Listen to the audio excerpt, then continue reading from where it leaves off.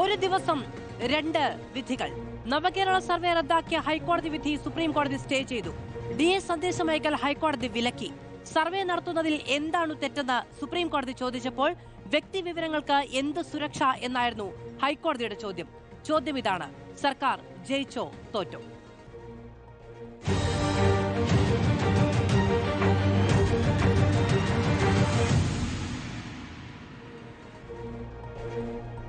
വിശദമായ ചർച്ചയിലേക്ക് കടക്കുകയാണ്. CPM-ൽ നിന്ന് ശ്രീ V. വസീഫ്, കോൺഗ്രസിൽ നിന്ന് advocate VR. Anoop, Kerala secretariat association general secretary Shri Purushothaman KP, ഒപ്പം അഡ്വക്കേറ്റ് പ്രശാന്ത് പത്മനാഭൻ എന്നിവരാണ് നമ്മളോടൊപ്പം തത്സമയം ചർച്ചയിൽ ചേരുന്നത്. ശ്രീ V. വസീഫ്, ഇന്നിപ്പോ സുപ്രീം കോടതിയിൽ നിന്ന് വന്നൊരു തീരുമാനവും ഹൈക്കോടതിയിൽ നിന്ന് വന്ന തീരുമാനവും, ഇത് രണ്ടും PR-മായി ബന്ധപ്പെട്ടത് എന്ന വലിയ വിമർശനമാണ് പ്രതിപക്ഷത്തിന്റെ ഭാഗത്തുനിന്നുണ്ടായത്. ഈ രണ്ട് വിധികളെ സർക്കാരും പാർട്ടിയും എങ്ങനെ കാണുന്നു?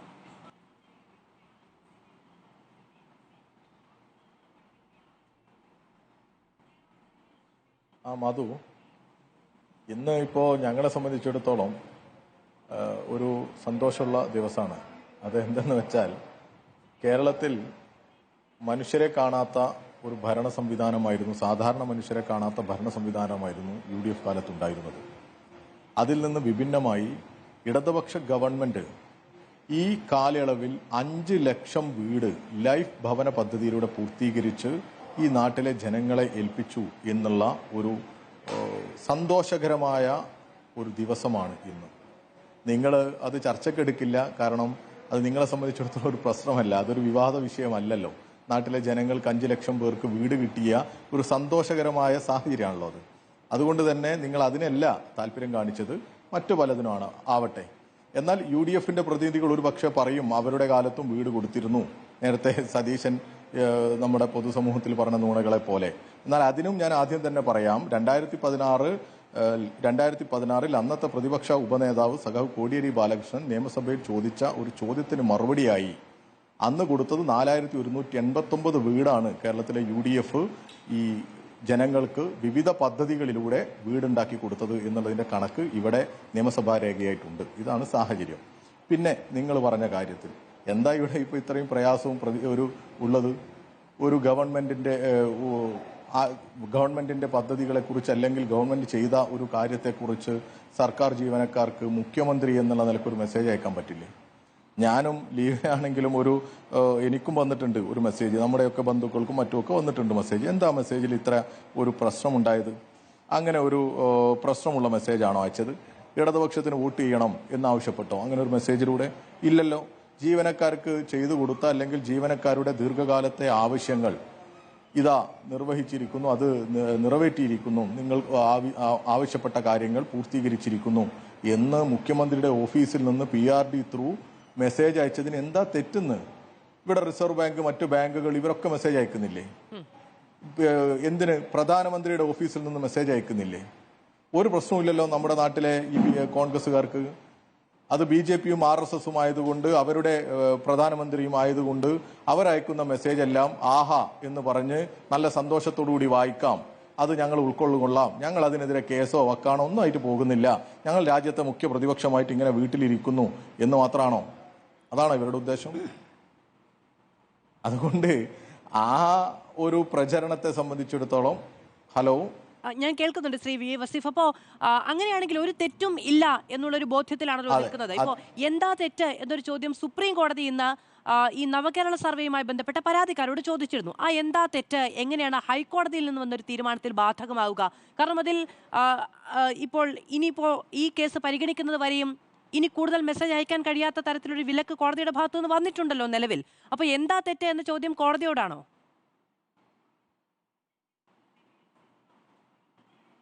അല്ല, കോടതി പല സാങ്കേതിക വശങ്ങളും നോക്കിയിട്ടായിരിക്കും അവരുടെ ഒരു വിലയിരുത്തൽ പറയുന്നത്. മെസ്സേജ് അയക്കുന്നതിനുമായി ബന്ധപ്പെട്ട് തന്നെ അടുത്ത ദിവസം വളരെ വിശദമായി കോടതിയിൽ വാദം കേട്ട് ഇതിലൊരു ക്ലാരിറ്റി കോടതി തന്നെ വരുത്തും എന്നാണ് ഞങ്ങളൊക്കെ പ്രതീക്ഷിക്കുന്നത്. അങ്ങനെ വരും എന്ന് തന്നെയാണ് കരുതുന്നത്.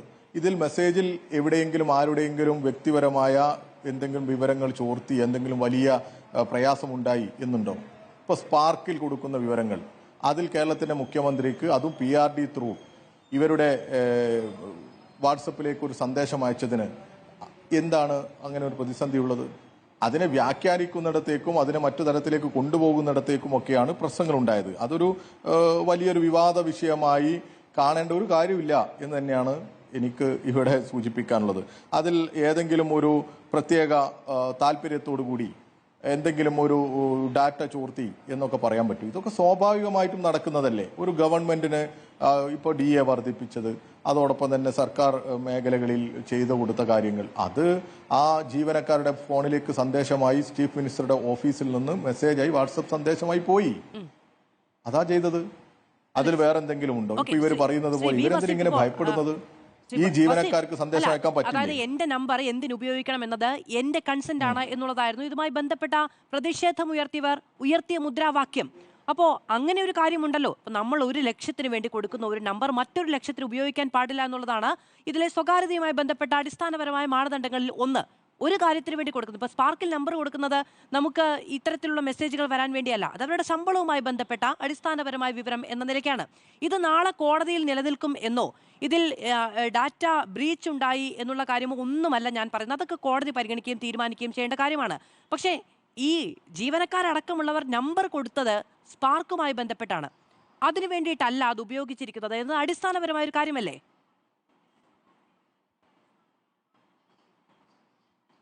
അല്ല, ഇത് ആരുപയോഗിച്ചു? ഇതൊരു രാഷ്ട്രീയ പാർട്ടി ഉപയോഗിച്ചതാണോ അല്ലെങ്കിൽ മറ്റാരെങ്കിലും ഉപയോഗിച്ചതാണോ? ഒന്നും അല്ലല്ലോ. ഇവിടെ എന്താണ് ഇതിന്റെ ഒരു വസ്തുതയായിട്ടുള്ളത്? സ്പാർക്കിൽ ശമ്പള സോഫ്റ്റ്വെയറിൽ വിവരങ്ങൾ മുഖ്യമന്ത്രിയുടെ ഓഫീസ് കൈവശപ്പെടുത്തി എന്നാണോ? അങ്ങനെ അല്ലല്ലോ. ഇതിലെന്താ ഇപ്പോൾ മെസ്സേജ് അയച്ചു? ഇതിലെന്താ സംഭവം ഉണ്ടായിട്ടുള്ളത്? മെസ്സേജിന്റെ കണ്ടന്റ് എന്താ? ഈ DAയുടെ കുടിശ്ശിക, DA കുടിശ്ശിക തീർത്ത് നൽകി എന്നതല്ലേ മെസ്സേജിന്റെ ഒരു കണ്ടന്റ് ഉള്ളത്? അത് അയക്കാൻ പാടില്ല. അത് ആരാ അയച്ചത്? അത് മുഖ്യമന്ത്രിയുടെ പേരിൽ മെസ്സേജ് അയച്ചത് ആരാ? വാട്സപ്പിൽ എത്തി. അതെങ്ങനെ എത്തിയത്? മുഖ്യമന്ത്രിയുടെ നേരിട്ടുള്ള ഒരു സന്ദേശമായി ഫോൺ നമ്പറുകൾ മുഖ്യമന്ത്രി കളക്ട് ചെയ്യുകയോ അങ്ങനെ വരികയോ ഒന്നും ചെയ്തതല്ല. IT മിഷന്റെ ഭാഗമായിട്ട് മുഖ്യമന്ത്രിയുടെ ഓഫീസിന്റെ പേരിലാണ് മെസ്സേജ് അയച്ചത്. അതൊരു PRD ത്രൂ ആണ് മെസ്സേജ് പോയത്. അതിലിപ്പോ വേറെ എന്തെങ്കിലും ഒരു പ്രത്യേക മുഖ്യമന്ത്രിയുടെ ഓഫീസ് ഈ കാര്യങ്ങൾ നിറവേറ്റാൻ വേണ്ടി പുറത്തു നിന്നുള്ള ഒരു ഏജൻസിയെ ഏൽപ്പിച്ച് അത് വ്യാപകമായി ഫോൺ നമ്പറുകളടക്കം കൈമാറ്റം ചെയ്തിരുന്നെങ്കിൽ അങ്ങ് പറയുന്നത് ശരിയാണ്, അതിലൊരു ബ്രീച്ച് ഉണ്ടായി എന്ന് നമുക്ക് ആരോപിക്കാം. അങ്ങനെ ഉണ്ടായിട്ടില്ല. ഇത് സംവിധാനം തന്നെ ഉപയോഗിച്ചതാണ്. മുഖ്യമന്ത്രിയുടെ ഓഫീസ് PRD അടക്കം ചെയ്തുകൊണ്ട് നോക്കൂ. പക്ഷേ ഈ സ്വകാര്യതയുമായി ബന്ധപ്പെട്ട് സർക്കാരിന് എന്തെങ്കിലും പ്രത്യേക ആനുകൂല്യമൊന്നുമില്ല. അത് ഒരു ഡിപ്പാർട്ട്മെന്റൽ ട്രാൻസ്ഫർ പോലും പാടില്ല എന്നുള്ളതാണ് മുൻപ് ഒക്കെ ഉണ്ടായിരിക്കുന്ന നിർദ്ദേശം എന്ന് പറയുന്നത്. സ്പ്രിംഗ്ലറുമായി ബന്ധപ്പെട്ട് ഹൈക്കോടതി ഇതിൽ കൃത്യമായി നിർദ്ദേശങ്ങൾ നൽകിയിട്ടുമുണ്ട്. ഒരു ഡാറ്റ എന്തിനു വേണ്ടിയിട്ടാണോ ലഭിച്ചത് അത് മറ്റൊരു കാര്യത്തിന് വേണ്ടി ഉപയോഗിക്കരുത് എന്നുള്ളത്. സ്പാർക്കിൽ നമ്പർ കൊടുത്തിരിക്കുന്നത് സ്വാഭാവികമായും ഇത്തരത്തിലുള്ള മെസ്സേജുകൾ റിസീവ് ചെയ്യാൻ വേണ്ടിയിട്ടല്ല. എന്റെ ആരോപണങ്ങൾക്കപ്പുറത്ത് ഞാനതൊരു ചോദ്യമായി ചോദിക്കുകയാണ്.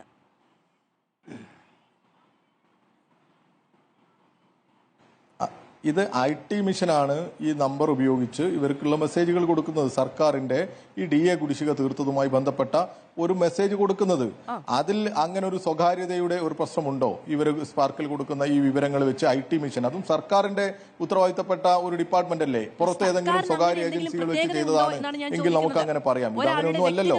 ഈ IT അധിഷ്ഠിത സേവനങ്ങൾ സർക്കാരിന് ഒരു വ്യക്തിയിൽ നിന്ന് വിഭിന്നമായി എന്തെങ്കിലും തരത്തിലുള്ള പ്രിവിലേജ് ഉണ്ടോ? സർക്കാരിന് ഒരാവശ്യത്തിന് നമ്മൾ കൊടുത്തിരിക്കുന്ന ഡാറ്റ മറ്റൊരു ആവശ്യത്തിന് ഉപയോഗിക്കാനുള്ള എന്തെങ്കിലും തരത്തിലുള്ള പ്രിവിലേജ്, ഒരു സ്പെഷ്യൽ ആയിട്ടുള്ള എന്തെങ്കിലും പരിഗണന, അവകാശം ഉണ്ടോ? അല്ല, സർക്കാരിന് അങ്ങനെ ഒരു മെസ്സേജ് അയക്കാൻ പാടില്ല എന്നുണ്ടോ? ഇങ്ങനെ ഒരു നമ്പറിൽ ഇങ്ങനെ സ്പാർക്കിലേക്ക് നമ്പർ കൊടുക്കുന്ന സമയത്ത് എന്റെ നമ്പറിൽ സർക്കാർ മെസ്സേജ് അയക്കരുത്, ഗവൺമെന്റ് സ്ഥാപനങ്ങളൊന്നും മറ്റൊരു വകുപ്പിലേക്ക്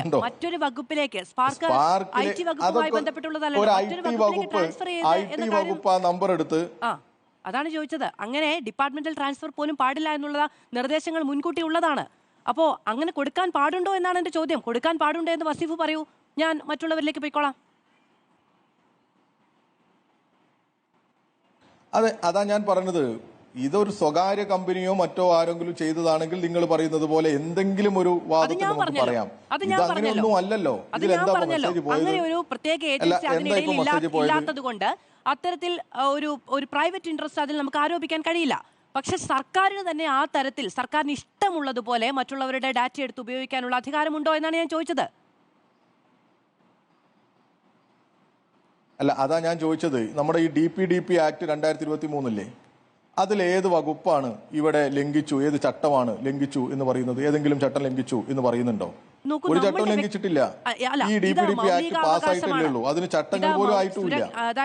പിന്നെ ഡാറ്റ കൈകാര്യം ചെയ്യുന്ന സ്ഥാപനത്തിലെ മൗലികാവകാശങ്ങൾ എന്ന് അത് പുട്ടസ്വാമി കേസ് പ്രകാരം മൗലികാവകാശമാണ്. അത് ഒരു ചട്ടത്തിന്റെയും മറ്റൊരു ചട്ടത്തിന്റെയും പരിധിയിൽ നിൽക്കുന്ന ഒന്നല്ല.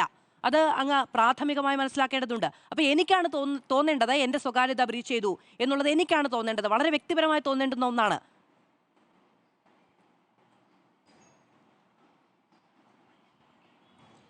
അതിനാണ് ഞാൻ നേരത്തെ പറഞ്ഞത്, ഈ സർക്കാരിന്റെ IT മിഷൻ ത്രൂ ആണ് ഈ മെസ്സേജ് പോകുന്നത്. ഇതിൽ കൊടുത്ത കണ്ടന്റുകൾ നമുക്കൊക്കെ വ്യക്തമാണ്. അതിൽ ഏതെങ്കിലും ഒരു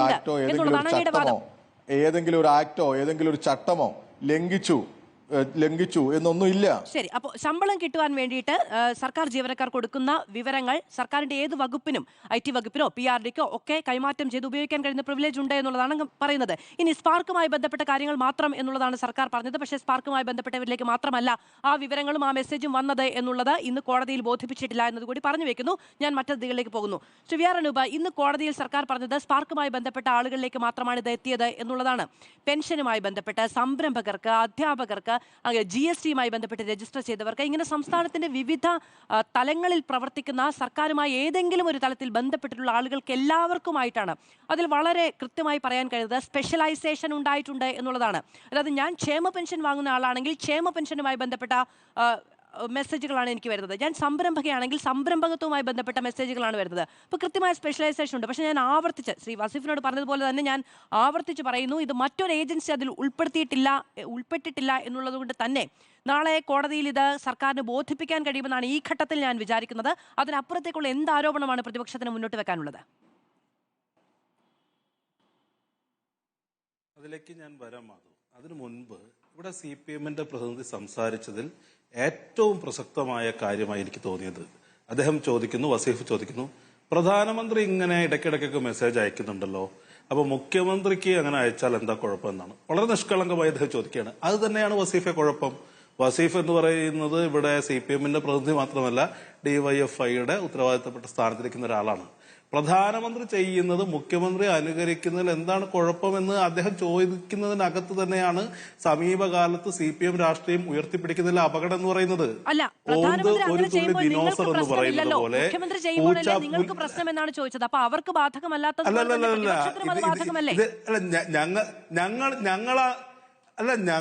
ഞാൻ അതിലേക്ക് വരാൻ മാധു. ഞങ്ങൾക്ക് പ്രധാനമന്ത്രിയുടെ ഇത്ര രാഷ്ട്രീയ ശൈലിയെ കുറിച്ച് ഞങ്ങളും അവരുമൊക്കെ എത്രയോ കാലം ഈ പറയുന്ന വിമർശനങ്ങൾ ഉയർത്തിയിട്ടുണ്ട്. ഞങ്ങളും ഉയർത്തിയിട്ടുണ്ട്, അവരും ഉയർത്തിയിട്ടുണ്ട്. പ്രധാനമന്ത്രി ഇത്ര ആനുകൂല്യങ്ങൾ നിങ്ങൾ കേസ് കൊടുത്തിട്ടുണ്ടോ? ഞങ്ങളുടെ രാഷ്ട്രീയ വസീഫെ, ഞാൻ അങ്ങ് പറഞ്ഞ കാര്യങ്ങൾ എനിക്ക് വിയോജിപ്പുള്ളൂ. അല്ല ഞാൻ പറയാം വസീഫ് അത് വേണ്ട വസീഫെ, എനിക്ക് അല്ല വസീഫെ എനിക്ക് അങ്ങ് പറഞ്ഞതിൽ വിയോജിപ്പുള്ള പല കാര്യങ്ങളും ഉണ്ടായിട്ടുണ്ട്. താങ്കളുടെ ഒഴുത്ത് പ്രതിരോധിച്ചോ? ഞാൻ പറയുന്നത് നുണയാണെങ്കിൽ, വസ്തുതാ വിരുദ്ധമാണെങ്കിൽ പ്രതിരോധിച്ചോ?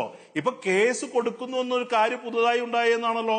ഇവിടെ നരേന്ദ്രമോദി നടത്തുന്ന ഇത്തരം കാര്യങ്ങൾക്കെതിരെ കോൺഗ്രസും ഇടതുപക്ഷവും അടക്കമുള്ള ആളുകൾ ദേശീയ തലത്തിൽ എത്രയോ പ്രാവശ്യം വിമർശനം ഉന്നയിച്ചിട്ടുണ്ട്. ഒരു പ്രധാനമന്ത്രി എന്തോ വലിയ ഉദാരത കാണിക്കുന്നത് പോലെ, രാജാവ് പ്രജകളോട് കാണിക്കുന്നത് പോലെ എന്തോ ഒരു ഔദാര്യ പ്രകടനം നടത്തുന്നത് എന്ന് പറയുന്നത് ജനാധിപത്യ വിരുദ്ധമാണ് എന്നുള്ള അർത്ഥത്തിൽ കോൺഗ്രസ് വിമർശനങ്ങൾ ഉയർത്തിയിട്ടുണ്ട്, ഇടതുപക്ഷവും വിമർശനം ഉയർത്തിയിട്ടുണ്ടെന്നേ. ഇടതുപക്ഷം എന്ന് പറയുന്നത് നിങ്ങളുൾപ്പെടെ ഇടതുപക്ഷം എന്ന് അവകാശപ്പെടുന്ന രാഷ്ട്രീയ പാർട്ടികൾ, നിങ്ങൾ ആ വിമർശനത്തിൽ നിന്ന് ഇപ്പോൾ പിൻവാങ്ങുന്നോ എന്ന് എനിക്കറിയില്ല. പക്ഷെ ഞങ്ങളെ സംബന്ധിച്ച് ആ വിമർശനം നിലനിൽക്കുകയാണ്. ഞങ്ങൾ പറയുന്നത് എന്താ?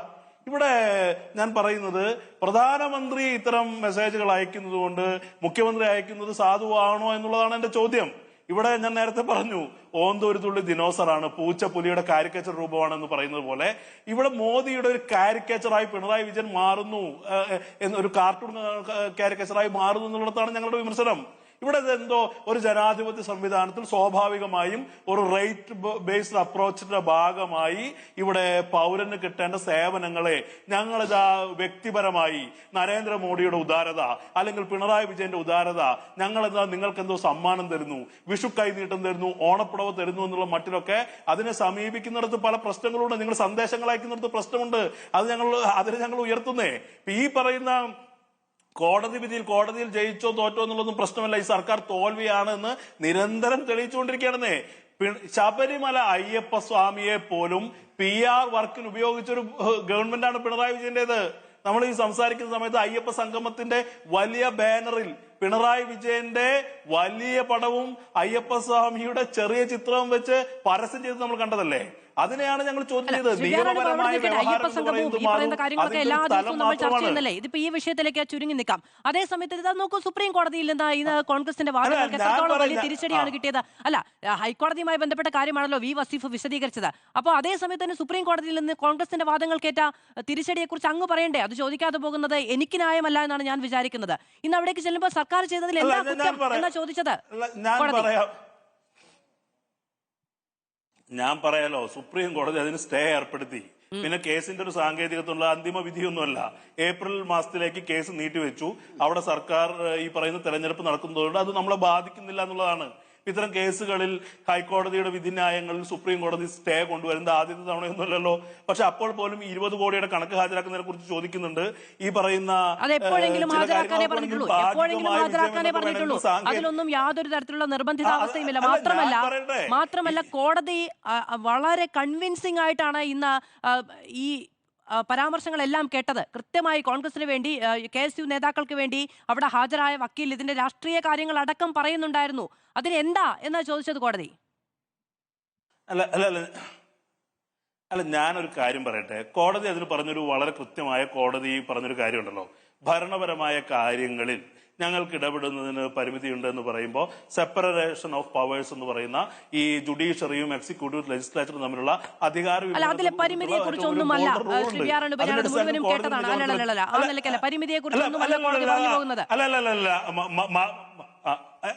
എന്താ പറയുന്നത്? അല്ല, അത്തരം പരിമിതിയെ കുറിച്ചല്ല പറയുന്നത്. കോടിക്കണക്കിന് രൂപ ചെലവഴിക്കുന്ന ക്ഷേമ പദ്ധതികൾക്ക് വേണ്ടി ചെലവഴിക്കുന്ന ഒരു സർക്കാർ അതുമായി ബന്ധപ്പെട്ട് ജനങ്ങളുടെ അഭിപ്രായം തേടുന്നതിൽ എന്താ തെറ്റ് എന്ന് തന്നെയാണ് ചോദിച്ചത്. അല്ല, അതിന്റെ കൂട്ടത്തിൽ ഇതുകൂടി പറഞ്ഞിട്ടുണ്ട്. അങ്ങത് മുഴുവനായിട്ട് വായിച്ചിട്ടുണ്ടോ എന്ന് എനിക്കറിയില്ല. വായിച്ചു കാണുമെന്ന് തന്നെയാണ് ഞാൻ വിശ്വസിക്കുന്നത്. ഹൈക്കോടതിക്ക് ഭരണപരമായ കാര്യങ്ങളിൽ ഹൈക്കോടതി പോലുള്ള സർക്കാരിന്റെ വാദത്തിന് മറുപടിയായിട്ടാണ് സർക്കാർ ഈ പറയുന്ന അപ്പീലിൽ തന്നെ അത് പറഞ്ഞതിന്റെ പേരിലാണ്. അവിടെയല്ല കോടതിയുടെ അഭിപ്രായം പ്രകടമായത്. അത് അങ്ങനെ തന്നെ വരികയുള്ളൂ. കോടതിയുടെ അഭിപ്രായം പ്രകടമായത് ഞാൻ ഈ പറഞ്ഞ സെന്റൻസുകളിലാണ്. ഞാനൊരു കാര്യം പറയട്ടെ. ഇത് നമ്മൾ എന്തിനാ കോടതിയെ സമീപിക്കുന്നത്? ഇപ്പൊ ഹൈക്കോടതി വിധിക്ക് ഉത്തരവുണ്ടായപ്പോ ഹൈക്കോടതിക്കെതിരെ സർക്കാർ പറഞ്ഞു. പക്ഷെ ഞങ്ങൾ സുപ്രീം കോടതി വിധി അതിനെതിരാകുമ്പോൾ സുപ്രീം കോടതിക്കെതിരെ പറയാനൊന്നും ഞങ്ങൾ വിചാരിക്കുന്നില്ല.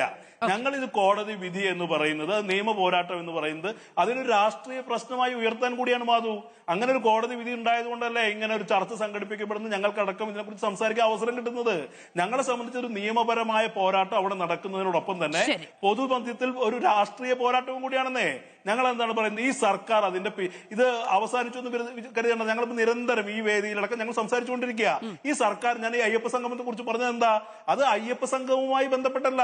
ഈ സർക്കാരിന്റെ, പിണറായി വിജയൻ സർക്കാരിന്റെ രാഷ്ട്രീയ സ്വഭാവത്തെക്കാൾ അതൊരു PR സർക്കാരായി മാറിക്കഴിഞ്ഞിരിക്കുന്നു. പിണറായി വിജയൻ PR വിജയനായി മാറിക്കഴിഞ്ഞിരിക്കുന്ന മുമ്പുള്ള ഇടതുപക്ഷ സർക്കാരുകൾക്ക് പോലും ഇല്ലാത്ത തരത്തിൽ, കേരളത്തിൽ ഒരു സർക്കാരും ചെയ്യാത്ത തരത്തിൽ ഒരു PR, ഒരു പൊള്ളയായ നിങ്ങൾക്ക് രാജ്യത്തെ നിയമ സംവിധാനത്തെ ബോധിപ്പിക്കാൻ കഴിയാത്ത ഒന്നാണ്. അങ്ങ് പറഞ്ഞതുപോലെ രാഷ്ട്രീയമായി പറയുകയും ചെയ്യാം, വേദി കെട്ടിവെച്ച് മൈക്ക് കെട്ടിവെച്ച് പറയുകയും ചെയ്യാം. അതിനപ്പുറത്ത് നിയമ സംവിധാനത്തെ ബോധിപ്പിക്കാൻ കഴിഞ്ഞിട്ടില്ല. അവിടെ പരാജയപ്പെട്ടു പോയി എന്നുള്ളതാണ് ഇന്ന് കോടതിയിൽ നിന്ന് വരുന്ന തീരുമാനം. ശരി, ഞാൻ അങ്ങനെയൊക്കെ വരും. ശ്രീ പ്രശാന്ത് പത്മനാഭൻ, ഹൈക്കോടതിയിൽ നിന്നൊരു തീരുമാനം വരുമ്പോൾ സുപ്രീം കോടതിയിലേക്ക് അപ്പീൽ പോകുന്നത് വരെയും അത് ഫയലിൽ സ്വീകരിക്കുന്നത് വരെയും അതാണ് നിലവിൽ നമുക്ക് ലഭ്യമാകുന്ന ഒരു വിധി. അത് സംസ്ഥാന സർക്കാരിന് കടുത്ത തിരിച്ചടിയായിരുന്നു നവകേരള സർവേയുമായി ബന്ധപ്പെട്ട്. ഇപ്പോൾ ഈ DA മെസ്സേജുമായി ബന്ധപ്പെട്ടും സർക്കാരിന് തിരിച്ചടി ഉണ്ടായിരിക്കുകയാണ്. എന്താണ് സ്വകാര്യതയുമായി ബന്ധപ്പെട്ട അവസ്ഥ എന്ന് കോടതി ചോദിക്കുന്ന സാഹചര്യവും ഉണ്ടായി. പക്ഷേ മേൽക്കോടതിയിലേക്ക് പോകുന്ന സമയത്ത് അത് സർക്കാരിന്റെ നയപരമായ, ഭരണപരമായ തീരുമാനമാണ് എന്ന് കോടതി വകവെച്ചു കൊടുക്കുകയും ചെയ്യുന്നു. അത് പക്ഷെ അവിടെ ഒരു അവസാനമല്ല എന്നുള്ളതാണ് പരാതിക്കാരുടെ വേർഷൻ. എന്താണ് സംഭവിക്കുക ഈ കേസുകളിൽ? ഞാൻ രണ്ട് കാര്യങ്ങൾ പറയാം. ഒന്നാമത് ഡേറ്റ പ്രൈവസിയെ പറ്റി ഇന്ന് ഹൈക്കോടതി പുറപ്പെടുവിച്ച വിധി, അതിനെപ്പറ്റി ശ്രീ വസീഫ് ചോദിക്കുന്ന ഒരു ചോദ്യം ആവർത്തിച്ച് ചോദിക്കുകയാണ്. ഈ പ്രൈവറ്റ് ഇൻസ്റ്റിറ്റ്യൂഷൻസ് ഒന്നും അല്ലല്ലോ ഇതെടുത്ത് ഉപയോഗിച്ചത്, ഗവൺമെന്റ് അല്ലേ ഉപയോഗിച്ചതെന്ന് ചോദിക്കുന്നത്. ഇത് ബേസിക് ആയിട്ട് നമ്മുടെ കൺസെപ്റ്റ്, ഗവൺമെന്റ് എന്നുള്ള കൺസെപ്റ്റ് ഏത് രീതിയിലാണെന്നുള്ളതാണ്. ഒരു കമ്മ്യൂണിസ്റ്റ് ഐഡിയോളജിയിൽ പേഴ്സണൽ ലിബർട്ടി എന്ന് പറയുന്നത് എപ്പോഴും സ്റ്റേറ്റിന്റെ സബോർഡിനേറ്റ് ആയിട്ടുള്ള ഒരു കൺസെപ്റ്റ് ആണ്. സ്റ്റേറ്റ് എല്ലാം കൺട്രോൾ ചെയ്യുന്ന ഒരു അവസ്ഥ, അത് കമ്മ്യൂണിറ്റിക്ക് വേണ്ടിയിട്ട് കമ്മ്യൂണിറ്റിയുടെ റൈറ്റിന്റെ കീഴിലാണ് ഇൻഡിവിജ്വൽ ലിബർട്ടി എന്ന് പറയുന്നത്. അദ്ദേഹത്തിന്റെ ആ ഐഡിയോളജി വെച്ച് നോക്കുകയാണെങ്കിൽ സ്റ്റേറ്റ് ചെയ്യുന്നതിൽ തെറ്റൊന്നുമില്ല. സ്റ്റേറ്റിന് ഇതെല്ലാം കൈവശം വെക്കാനും ആളുകൾക്ക് അവകാശങ്ങൾ കൽപ്പിച്ചു കൊടുക്കാനുമുള്ള അതാണ് കമ്മ്യൂണിസ്റ്റ് ഐഡിയോളജി. ഇതല്ല ഇന്ത്യൻ ഭരണഘടനയിൽ ഡോക്ടർ അംബേദ്കറുടെ ഭരണഘടന മാർക്സിയൻ വ്യൂ പോയിന്റ് അല്ല. അദ്ദേഹം ലിബർട്ടി എന്നുള്ളത് നമ്മുടെ പ്രിയാമ്പിളിൽ തന്നെ എഴുതിയിരിക്കുന്നു, liberty of thought, expression, belief, faith and worship. ഇതിനകത്ത് ആർട്ടിക്കിൾ 13 പറയുന്നത് ഫണ്ടമെന്റൽ റൈറ്റിനെ വയലേറ്റ് ചെയ്തുകൊണ്ടുള്ള ഒരു നിയമം ഉണ്ടെങ്കിൽ അത് അസാധുവാണ്. ഫണ്ടമെന്റൽ റൈറ്റിനെ വയലേറ്റ് ചെയ്തുകൊണ്ട് ഒരു നിയമം ഉണ്ടാക്കാൻ കഴിയില്ല. നിയമം എന്ന് പറയുന്നത് സ്റ്റേറ്റ് എനാക്ട് ചെയ്യുന്ന നിയമമാകാം, ചട്ടങ്ങളാകാം, എന്തും ആകാം. അപ്പൊ ഇവിടെ അദ്ദേഹം ആവർത്തിച്ച് ചോദിക്കുകയാണ്, എവിടെയാണ്, ഏത് നിയമമാണ് ലംഘിക്കപ്പെട്ടതെന്നാണ് ചോദിക്കുന്നത്. സുപ്രീം കോടതിയാണ് നിയമത്തിന് വ്യാഖ്യാനം കൊടുക്കുന്നത്. ഞാനത് ആവർത്തിച്ച് അദ്ദേഹത്തോട് ചോദിക്കുകയും ചെയ്തു. അത് മൗലികാവകാശമാകുമ്പോൾ സ്വാഭാവികമായും അത് ചട്ടത്തിന്റെ പരിധിയിൽ നിൽക്കുന്നില്ല എന്നുള്ളത്. പക്ഷെ അങ്ങനെ സാധിക്കുമെന്നുള്ളതാണ് അദ്ദേഹത്തിന്റെ വാദം. അത് ലിബർട്ടി നമ്മുടെ ഗവൺമെന്റ് നമുക്ക് തരുന്ന ഒരു സാധനം അല്ല. അങ്ങനെ നോക്കുകയാണെങ്കിൽ ഇദ്ദേഹം ചോദിക്കുന്നത് പോലെയാണ്, എന്താണ് കുഴപ്പം, എവിടെയാണ് കുഴപ്പം? ലിബർട്ടി ഉണ്ട്, മനുഷ്യൻ, നമ്മള് ഗവൺമെന്റ്, ഈ we the people of India എല്ലാവരും കൂടെ കൂടിയിട്ട് ഗവൺമെന്റ് ഉണ്ടാക്കുകയാണ്. നമ്മുടെ ലിബർട്ടി എല്ലാവരും കൂടെ സാക്രിഫൈസ് ചെയ്യണം. എന്തിനാണ്? ഒരു കോൺസ്റ്റിറ്റ്യൂഷന് വേണ്ടിയിട്ട്, ഒരു ഭരണഘടനയുടെ കീഴിൽ അണിനിരക്കാൻ വേണ്ടി, ഒരു രാജ്യമായിട്ട് നിൽക്കാൻ വേണ്ടിയിട്ട് ലിബർട്ടി നമ്മൾ സാക്രിഫൈസ് ചെയ്യാണ്. അപ്പൊ പേഴ്സണൽ ലിബർട്ടി അവിടെ ഉണ്ട്. സുപ്രീം കോടതി അതിന് കൊടുത്തിരിക്കുന്ന വ്യാഖ്യാനം ഇത് ഈ റൈറ്റ് ടു പ്രൈവസി എന്ന് പറയുന്ന ഒരു മൗലികാവകാശമാണ്. മൗലികാവകാശമാണെന്ന് പറയാൻ ചട്ടങ്ങൾ നിങ്ങൾ ഉണ്ടാക്കണം. ചട്ടങ്ങൾ ഇല്ല എന്ന് പറഞ്ഞ് അത് ലംഘിക്കാൻ കഴിയില്ല. മൗലികാവകാശം ഉള്ളിടത്തോളം ഉണ്ട്. ആ രീതിയിൽ നോക്കിക്കഴിഞ്ഞാൽ ഹൈക്കോടതി പറഞ്ഞ 100% ശരിയാണ്. എങ്ങനെയാണ് നിങ്ങൾ പ്രൈവറ്റ് നിങ്ങളുടെ ഡേറ്റ എടുത്തിട്ട് മൗലികാവകാശത്തിന്റെ ലംഘനം നടത്തിക്കൊണ്ട് ഒരു ഗവൺമെന്റ് പ്രോഗ്രാം അത് എങ്ങനെയാണ് നിങ്ങൾ ജനങ്ങളിലേക്ക് എത്തിക്കുന്നത്? ഇനി ഇത് സാധാരണ ഒരു ഗവൺമെന്റ് പ്രോഗ്രാം എത്തിക്കുന്നത് പോലും അല്ല. ഗവൺമെന്റ് ഇപ്പൊ പറയുകയാണ്, നിങ്ങൾക്ക് റേഷൻ കടയിൽ ചെന്ന് കഴിഞ്ഞാൽ ഇത്ര രൂപ റിബേറ്റ് ഉണ്ട്, അല്ലെങ്കിൽ നിങ്ങൾക്ക് ഇനി ഒരു വെൽഫെയർ സ്കീം ഉണ്ട്, ഹൗസിംഗ് സ്കീം ഉണ്ട് എന്ന് പറയുന്നത് പോലെ അല്ല. ഇത് തെരഞ്ഞെടുപ്പിന് തൊട്ട് മുമ്പായിട്ട് ഈ ഗവൺമെന്റിന്റെ കരുതൽ, അത് ഞാൻ മനസ്സിലാക്കിയത് മുഖ്യമന്ത്രിയുടെ ഫോട്ടോ വെച്ചോ അങ്ങനെയൊക്കെയാണെന്ന് തോന്നുന്നു, ആ രീതിയിൽ അവതരിപ്പിക്കുകയാണ്. അപ്പൊ അത് തീർച്ചയായിട്ടും അവിടെ ഒരു പാർട്ടിയുടെ പ്രൊപ്പഗാൻഡ ചെയ്യുന്നത് പോലെ ഉണ്ട്, PR വർക്ക് ചെയ്യുന്ന പോലെ. അപ്പൊ ഹൈക്കോടതി ചോദിച്ച ചോദ്യം 100% ശരിയാണ്. മൗലികാവകാശമാണെന്ന് ഡിക്ലെയർ ചെയ്തിരിക്കുന്ന ഫണ്ടമെന്റൽ റൈറ്റിനെ, ആ മൗലികാവകാശത്തെ ധ്വംസിച്ചുകൊണ്ട് എങ്ങനെയാണ് ഒരു ഗവൺമെന്റിന് നടപടികളിലേക്ക് കടക്കാൻ കഴിയുന്നത്? ആ ചോദ്യം അവിടെ നിൽക്കട്ടെ. അത് ഒന്നാമത്തെ കാര്യം. രണ്ടാമത്, സുപ്രീം കോടതിയിൽ നിന്ന് ഇന്ന് വന്നത് ഒരു ഇടക്കാല വിധിയാണ്. സുപ്രീം കോടതിയുടെ വിധി നേരത്തെ ശ്രീ കോൺഗ്രസിന്റെ പ്രതിനിധി പറഞ്ഞതുപോലെ നമുക്ക് എതിരാകുമ്പോൾ അതിനെ ക്രിറ്റിസൈസ് ചെയ്യാൻ കഴിയില്ല എന്നുള്ള ഒരു വശം അവിടെ ഇരിക്കുമ്പോൾ തന്നെയും ഇതിനകത്ത് ഒരു ഈ എലക്ഷൻ ഡിക്ലെയർ ചെയ്ത് കഴിഞ്ഞിട്ടായിരുന്നെങ്കിൽ, മോഡൽ കോഡ് ഓഫ് കോണ്ടക്ട് വന്ന് കഴിഞ്ഞിട്ടായിരുന്നെങ്കിൽ ഇങ്ങനെ ഒരു കാര്യം ചെയ്യാൻ കഴിയുമായിരുന്നു എന്നുള്ള ഒരു നിയമ പ്രശ്നം അവിടെ നിൽക്കുന്നു. കാരണം കൃത്യമായി അഭിഭാഷകർ ചോദിക്കുന്നുണ്ടായിരുന്നല്ലോ കോടതിയിലേക്ക്. അതായത് ഈ സർക്കാർ ഈ തീരുമാനം എടുക്കുന്നതിന് 10-12 ദിവസം മുൻപ് പാർട്ടി തലത്തിൽ, പാർട്ടി സെക്രട്ടറിയുടെ തലത്തിൽ ഒരു സർക്കുലർ പുറപ്പെടുവിച്ചിട്ടുണ്ട്. ഇതൊരു പാർട്ടി പരിപാടിയാണ്. അങ്ങ് നേരത്തെ പറഞ്ഞതുപോലെ ഇതൊരു പാർട്ടി പ്രൊപ്പഗാൻഡ എന്ന നിലയ്ക്ക് തന്നെ ബോധിപ്പിക്കാൻ അഭിഭാഷകർ ശ്രമിച്ചു. പക്ഷെ കോടതി അത് ചെവിക്കൊള്ളാൻ പോലും തയ്യാറായിരുന്നില്ല. ഹൈക്കോടതിയുടെ ദീർഘമായ വിധിയിൽ, 52 പേജോളം ഉള്ള വിധിയിൽ ആ കാര്യം വിശദമായിട്ട് പ്രതിപാദിച്ചിട്ടുണ്ട്.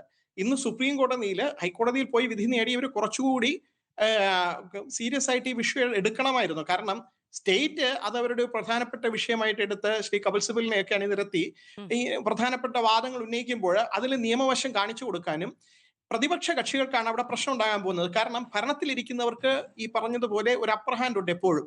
അപ്പൊ അവര് ഈ പ്രചരണം ഗവൺമെന്റിന്റെ നേട്ടങ്ങൾ എന്ന് പറഞ്ഞ് കാണിക്കുമ്പോഴും തെരഞ്ഞെടുപ്പിൽ എങ്ങനെയാണ്? തെരഞ്ഞെടുപ്പിൽ ജനങ്ങൾ വിധി കൽപ്പിക്കാൻ പോവുകയാണ്. ഗവൺമെന്റിന്റെ നേട്ടങ്ങളും കോട്ടങ്ങളും നോക്കിയിട്ട് ഇതിനേക്കാൾ മെച്ചപ്പെട്ട ഒരു പാർട്ടി ഉണ്ടോ എന്ന് നോക്കിയിട്ട് വിധി എഴുതാനുള്ള ഒരു അവസരമാണ് അവിടെ വേണ്ടത്. അത് അവിടെ എല്ലാവർക്കും തുല്യത വേണ്ടേ? ആ തുല്യത കിട്ടുന്നതിന് പകരം ഗവൺമെന്റ് ഭരണത്തിലിരിക്കുന്നവരെ നേട്ടങ്ങൾ മാത്രം കാണിച്ചുകൊണ്ടുള്ള ഒരു പ്രൊപ്പഗാൻഡ പോലെ തോന്നും. അപ്പൊ ആ സമയത്ത് ഇലക്ഷന്റെ ഒരു തെരഞ്ഞെടുപ്പ് ചട്ടം വന്നു കഴിഞ്ഞാൽ ഇങ്ങനെയുള്ള പല കാര്യങ്ങളും നടക്കില്ല. അപ്പൊ ഇലക്ഷൻ നടക്കുന്നതിന് മുമ്പായിട്ട് ഇത് കഴിഞ്ഞ 4 വർഷം ചെയ്യുകയായിരുന്നെങ്കിൽ നമുക്ക് അത്രയ്ക്ക് പ്രയാസം ഇല്ലായിരുന്നു. പക്ഷെ ഇപ്പം ഇലക്ഷൻ വരുന്ന ഒരു സമയത്ത് ഗവൺമെന്റ് ഒരു പ്രൊപ്പഗാൻഡ പോലെ ഇത് അവതരിപ്പിക്കുകയാണ്. അപ്പൊ അവിടെയും പ്രശ്നങ്ങളുണ്ട്. സുപ്രീം കോടതി ഇത് ബോധ്യപ്പെടുത്താൻ കഴിഞ്ഞില്ല എന്നുള്ളത് പ്രതിപക്ഷം ഇന്ന് അത്ര സീരിയസ് ആയിട്ട് എടുക്കാത്തതിൽ വന്ന ഒരു വീഴ്ചയായിട്ട് എനിക്ക് തോന്നുന്നു. പക്ഷെ സുപ്രീം കോടതി ഈ കേസ് വീണ്ടും എടുക്കുകയാണെങ്കിൽ ഒരുപക്ഷെ ഹൈക്കോടതി കണ്ടെത്തിയ റീസണിങ്സ് അത് കണ്ടെത്താൻ കഴിഞ്ഞേക്കും. പിന്നെ ഇതിനകത്ത് നേരത്തെ പറഞ്ഞതുപോലെ എല്ലാ നിയമത്തിന്റെ നൂലാമാലകൾ പരിശോധിക്കുമ്പോൾ ചിലപ്പോൾ അവിടെ സ്റ്റേ കിട്ടാത്തത് പോലും, അല്ലെങ്കിൽ ഹൈക്കോടതി വിധി സുപ്രീം കോടതി അത് സ്റ്റേ ചെയ്തെങ്കിൽ പോലും അത് അത് എത്തിക്കലായിട്ട് കറക്റ്റ് ആയിട്ടുള്ള ഒരു സ്റ്റാൻഡ് ആണോ എന്ന് കൂടി നോക്കണം. ഇപ്പൊ പ്രധാനമന്ത്രി അദ്ദേഹത്തിന്റെ ഫോട്ടോ വെച്ച് അല്ലെങ്കിൽ ഒരു പ്രോജക്ട് എടുക്കുമ്പോൾ നമോ എന്നുള്ള പേര് കൊടുക്കുന്നു, ശ്രീ പിണറായി വിജയൻ അദ്ദേഹത്തിന്റെ പേരിലുള്ള കാര്യങ്ങൾ പ്രൊജക്ട് ചെയ്യുന്നു. ഇതെല്ലാം ഗവൺമെന്റ് അവിടെ ട്രസ്റ്റി ആയിട്ടാണ് ഇരിക്കുന്നത്. ഗവൺമെന്റിനെ തെരഞ്ഞെടുക്കുന്ന ജനങ്ങൾക്ക് വേണ്ടി ഭരിക്കാൻ ബാധ്യതപ്പെട്ടവരാണ്. അതിനെ വിലയിരുത്താനുള്ള ഒരു അവസരമാണ് ജനാധിപത്യം എന്ന് പറയുന്നത്. അപ്പൊ ജനങ്ങളാണ് തീരുമാനിക്കുന്നത്. അവിടെ ജനങ്ങളുടെ മുന്നിലേക്ക് തെറ്റും ശരിയും ഒക്കെ ചൂണ്ടിക്കാണിക്കാൻ അവർക്ക് അവസരം ഉള്ളിടത്ത് ഇത് ഒരു ഇലക്ഷന്റെ തൊട്ട് മുമ്പായിട്ട് ഇങ്ങനെ ഒരു കാര്യം ചെയ്യുമ്പോൾ തീർച്ചയായിട്ടും അവിടെ ഒരു അനീതിയുണ്ട്. അനീതി എന്ന് പറയുന്നത് ബാക്കി കക്ഷികൾക്ക് ഒപ്പത്തിനൊപ്പം നിന്ന് ചെയ്യാൻ കഴിയുന്നില്ല, അവസരം ഇല്ല. അവസരം ഇല്ലാത്തത് കാരണം ഗവൺമെന്റിന്റെ കയ്യിൽ ഇതിലുള്ള ഡേറ്റ ഉണ്ട്, പല കാര്യങ്ങളുണ്ട്. ഇപ്പൊ ഡേറ്റ അത് ഉപയോഗിച്ചത് തെറ്റാണെന്ന് ഹൈക്കോടതി പറഞ്ഞിരിക്കുന്ന ഒരു ശുഭകരമായ ഒരു മെസ്സേജ് ആണ്. അതേപോലെ തന്നെ മറ്റേ കേസിനകത്ത് പറഞ്ഞത് നവകേരള പ്രോജക്ടിന്റെ അതുപോലും ഹൈക്കോടതിയുടെ വിധി വളരെ വ്യക്തമായിരുന്നു. സുപ്രീം കോടതിയിൽ നിന്ന് സ്റ്റേ ചെയ്യപ്പെട്ടത് ഒരുപക്ഷെ അവസാനം അത് ഡിസ്മിസ് ചെയ്ത് പോയേക്കാം. പക്ഷെ ഇന്ന് തന്നെ അത് ശക്തമായിട്ട് എതിർക്കേണ്ടതായി, അതിനെ ബോധിപ്പിക്കേണ്ടതായിരുന്നു സുപ്രീം കോടതി. അവിടെ ഒരു ചെറിയ വീഴ്ച ഹൈക്കോടതി വിധിയുടെ പാരഗ്രാഫ് അടക്കം ഈ കോൺഗ്രസിന്റെ വക്കീലന്മാർ സൂചിപ്പിക്കാനൊക്കെ ശ്രമിക്കുന്നുണ്ടായിരുന്നു. പക്ഷെ അപ്പുറത്തെ കപിൽ സിബലിനെ പോലെ ഒരു സീനിയർ ഗവർണറാണ്, സ്വാഭാവികമായും അങ്ങനെ ഒരു ശ്രീ പുരുഷോത്തമൻ കെ പി, ഇതിപ്പോ ഈ DS സന്ദേശവുമായി ബന്ധപ്പെട്ട നിയമ നടപടികളിലേക്ക് കടന്നിരിക്കുന്നു. പക്ഷെ ഇന്ന് കോടതി ശരിയാണ് തൽക്കാലത്തേക്ക് സന്ദേശം അയക്കുന്നത് വിലക്കി എന്നതിനപ്പുറത്തേക്ക് ഇനി അത് ചെയ്യാനേ പാടില്ല, ഇതിനാൽ റദ്ദാക്കിയിരിക്കുന്നു തുടങ്ങിയ കാര്യങ്ങളൊന്നും ഉന്നയിച്ചിട്ടില്ല. സർക്കാരിന് അത് ബോധ്യപ്പെടുത്താൻ കഴിഞ്ഞാൽ മുന്നോട്ട് പോകാം. ഈ നവകേരള സർവേയുമായി ബന്ധപ്പെട്ട് മേൽക്കോടതിയിൽ നിന്ന് സാധ്യമായതുപോലെ ഒരു സാഹചര്യം സർക്കാരിന് മുന്നിൽ അവശേഷിക്കുന്നുണ്ട് എന്നുള്ളതാണ്. അപ്പോൾ കോടതിയിൽ നിന്ന് അനുകൂലമായ ഒരു നിലപാട് പ്രതീക്ഷിക്കുന്നുണ്ടോ നിങ്ങൾ? ഞാൻ ഉൾപ്പെടെയുള്ള സർക്കാർ ജീവനക്കാർക്ക് കഴിഞ്ഞ ശനിയാഴ്ചയാണ് ഇത്തരത്തിലുള്ളൊരു മെസ്സേജ് വരുന്നത്. എൻ്റെ സ്പാർക്കിലെ ഡാറ്റയിൽ അനധികൃതമായി കടന്നു കയറിയാണ് സ്പാർക്കിന് പുറത്തുള്ള ഒരു സ്ഥാപനം, സ്പാർക്കിന് പുറത്തുള്ള ഒരു ഏജൻസി ഇത്തരത്തിലൊരു മെസ്സേജ് അയക്കുന്നത്. സ്പാർക്ക് എന്ന് പറഞ്ഞാൽ ജീവനക്കാരുടെ വ്യക്തിഗത വിവരങ്ങൾ കൂടി ഉൾപ്പെട്ടൊരു സോഫ്റ്റ്വെയറാണ്. ആ സോഫ്റ്റ്വെയറിൽ നമ്മുടെ കുടുംബാംഗങ്ങളുടെ വിവരങ്ങളുണ്ട്, അത് വ്യക്തിഗത വിവരമാണ്. നമ്മുടെ സ്വത്ത് വിവരങ്ങൾ സ്പാർക്കിലുണ്ട്. ഇത്തരത്തിലുള്ള വ്യക്തിഗത വിവരങ്ങളുള്ള സ്പാർക്കിലേക്ക് ഞാൻ മറ്റു പുറത്തുള്ള ഒരു ഏജൻസിക്ക് കടന്നു കയറാനുള്ള ആക്സസ് നൽകിയിട്ടില്ല. ഞാൻ മൊബൈൽ ഫോൺ എന്തിനാണ് സ്പാർക്കിൽ നൽകിയത്? അതിൻ്റെ സുരക്ഷയ്ക്ക് വേണ്ടിയാണ്. ആ സ്പാർക്ക് ഓപ്പൺ ചെയ്യണമെങ്കിൽ നമുക്കൊരു OTP വരും നമ്മുടെ മൊബൈൽ ഫോണിലേക്ക്. അല്ലാതെ ഇത്തരത്തിലുള്ള സർക്കാരിൻ്റെയോ അല്ലെങ്കിൽ ഏതെങ്കിലും പാർട്ടിയുടെയോ ഇലക്ഷൻ ക്യാമ്പയിന് വേണ്ടി മെസ്സേജ് അയക്കാനുള്ള കൺസെന്റ് അല്ല ഞാൻ നൽകിയിട്ടുള്ളത്. അതിന് ബോധ്യപ്പെടുത്താൻ സാധിക്കുന്നുണ്ടോ? സർക്കാർ ഇത്തരത്തിൽ ഇങ്ങനെ ക്ഷേമ പദ്ധതികൾ നടപ്പിലാക്കുന്നു, നിങ്ങൾക്ക് കേരള രൂപീകരണത്തിന് ശേഷം ഇതുവരെ ചെയ്യണം എന്നതിൽ പറയുന്നില്ലല്ലോ. കേരള പിറവിക്ക് ശേഷം ഇതുവരെ മുഖ്യമന്ത്രിയിൽ നിന്ന് ഇത്തരത്തിലുള്ളൊരു മെസ്സേജ് തെരഞ്ഞെടുപ്പ് എടുക്കാറാവുമ്പോഴേക്കും സർക്കാർ ജീവനക്കാർക്ക് കിട്ടിയിട്ടില്ല. ഞാൻ പറയുന്നത് നമ്മുടെ സ്വകാര്യ ഡാറ്റയിലേക്കുള്ള കടന്നുകയറ്റം, അത് സ്പാർക്കിൽ ചില അധികാരങ്ങൾ നൽകിയിട്ടുണ്ട്, ആർക്കൊക്കെ അത് ആക്സസ് ചെയ്യാം. അങ്ങനെയുള്ള ആക്സസ് മറ്റു ഓഫീസുകൾക്ക്, സ്പാർക്കിന് പുറത്തുള്ള ഓഫീസുകൾക്ക് നൽകിയിട്ടില്ല. സ്പാർക്കിൽ നിന്ന് നമുക്ക് മെസ്സേജ് വരുന്നുണ്ട്, അത് നിയമപരമാണ്. സ്പാർക്കിൽ നിന്ന് പുറത്താണ് ഇത് നൽകിയിരിക്കുന്നത്. ഇത് ഏതെങ്കിലും IT മിഷൻ പോലെയുള്ള ഒരു സ്ഥാപനം പ്രൈവറ്റ് ഏജൻസിയിൽ നിന്ന് ആൾക്കാരെ എടുത്തിട്ട് ആ ഏജൻസി മുഖാന്തരമാണ് ഇത് അയക്കുന്നത്. അത്തരത്തിൽ അതുകൊണ്ടാണ് ഞാൻ പറയുന്നത്, ഇത് ആർട്ടിക്കിൾ 21 പ്രകാരം നമുക്ക് അനുവദിച്ച മൗലികാവകാശം, അതായത് സ്വകാര്യത എന്നുള്ള മൗലികാവകാശം ആർട്ടിക്കിൾ 21 ഉണ്ട് എന്ന് 9 അംഗ ഭരണഘടനാ ബെഞ്ച് വിധിച്ചതാണ് പുട്ടസ്വാമി കേസിൽ. അതൊരു നഗ്നമായ ലംഘനമാണ്. നേരത്തെ നമ്മുടെ CPM പാനലിസ്റ്റായ ശ്രീ വസീഫ് പറയുന്നത് കേട്ടു, DPDP ആക്ടിൽ ഏത് പ്രൊവിഷനാണ് ലംഘിച്ചത്? വ്യക്തമായ പ്രൊവിഷനുണ്ട് സാർ. ക്ലോസ് 44(3) പറയുന്നു, വ്യക്തിഗത വിവരങ്ങൾ ഒരു കാരണവശാലും നൽകരുത്. ആ ക്ലോസ് പ്രകാരമാണ് RTI ആക്ട് പോലും അമെൻഡ് ചെയ്തിരിക്കുന്നത്. RTI ആക്ടിൽ വ്യക്തിഗത വിവരങ്ങൾ പബ്ലിക് ഇൻട്രസ്റ്റ് ആണ് മുകളിൽ നിൽക്കുന്നെങ്കിൽ കൊടുക്കാമായിരുന്നെങ്കിൽ പോലും ഈ ആക്ട് പ്രകാരം DPDP ആക്ട് 44(3) പ്രകാരം വ്യക്തിഗത വിവരങ്ങൾ നമ്മുടെ കൺസെന്റ് ഇല്ലാതെ ഒരു കാരണവശാലും നൽകാൻ കഴിയില്ല. അപ്പം അത്തരത്തിൽ നഗ്നമായ ലംഘനം, ജീവനക്കാരുടെ സ്വകാര്യതയിലേക്കുള്ള കടന്നുകയറ്റമാണ് എന്നുള്ളതിൽ യാതൊരു സംശയവുമില്ല. നമ്മുടെ ഈ വാദഗതികൾ പ്രാഥമികമായി ഹൈക്കോടതി അംഗീകരിച്ചതിൽ നമുക്ക് സന്തോഷമുണ്ട്. ഇത്തരത്തിലുള്ള സർക്കാരിന്റെ ഏത് നടപടിയെയും ഞങ്ങൾ നിയമപരമായി തന്നെ ചോദ്യം ചെയ്യും. ശരി, ശ്രീ V വസീഫ്, ഇപ്പൊ ഇത് സ്പാർക്കിൽ നിന്നുള്ള വിവരങ്ങൾ മാത്രമാണ് എന്ന് എങ്ങനെയാണ് പറയുക?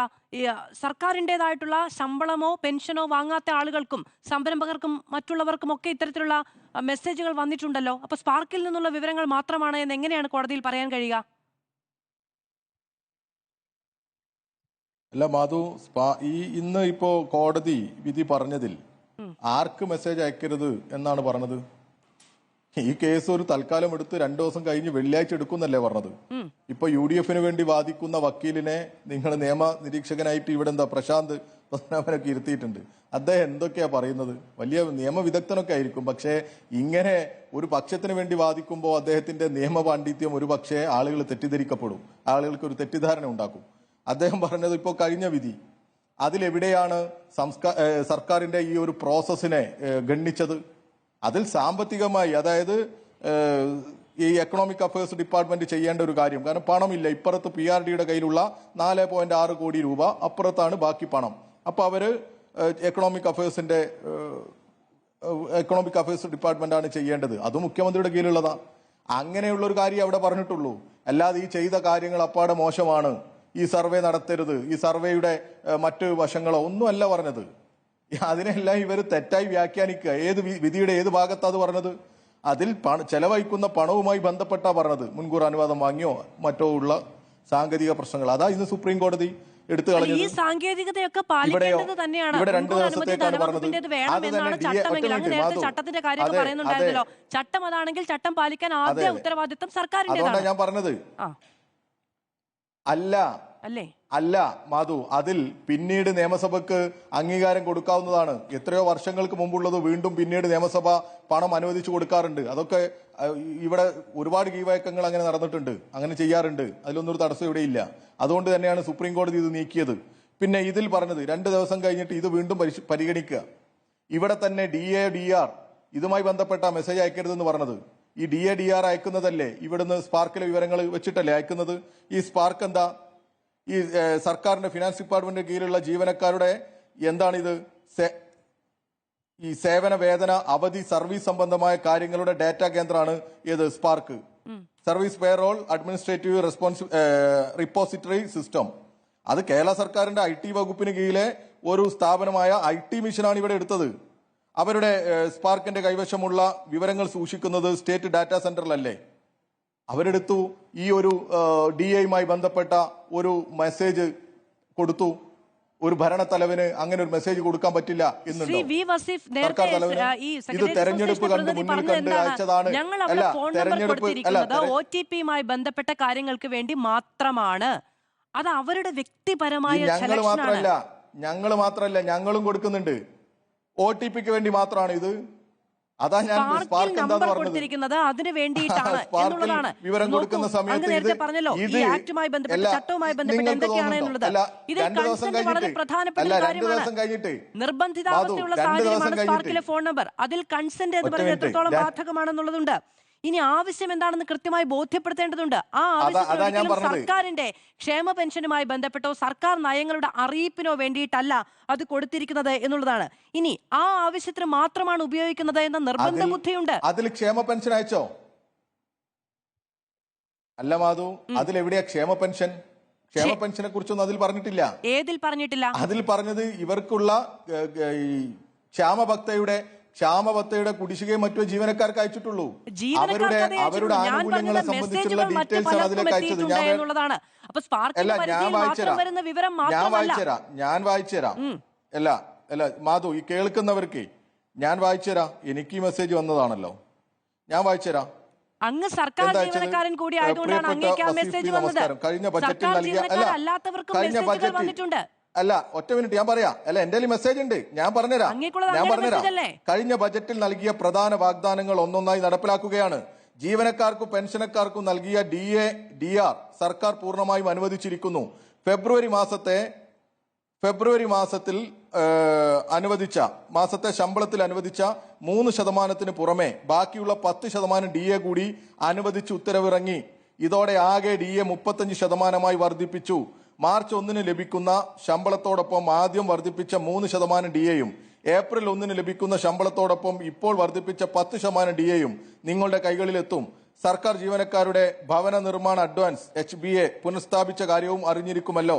ജീവനക്കാരുടെ ക്ഷേമവും അവകാശങ്ങളും സംരക്ഷിക്കാൻ ഈ സർക്കാർ എന്നും ഒപ്പമുണ്ട്. വരും നാളുകളിലും ഈ കരുതൽ തുടരും. എന്താ പ്രശ്നം? സ്നേഹത്തോടെ പിണറായി വിജയൻ മുഖ്യമന്ത്രി. ഇതിൽ ഗോവിന്ദമാഷ് അയച്ച സന്ദേശം അല്ലല്ലോ മുഖ്യമന്ത്രിക്ക് ഈ ഭരണത്തലവന് ഇങ്ങനെ ഒരു സന്ദേശം അത് മാത്രമല്ല അതാ ഞാൻ പറഞ്ഞത്. ഇവരെ സംബന്ധിച്ചിടത്തോളം ഇതൊക്കെ കാണുമ്പോൾ ഹാലിളകുക.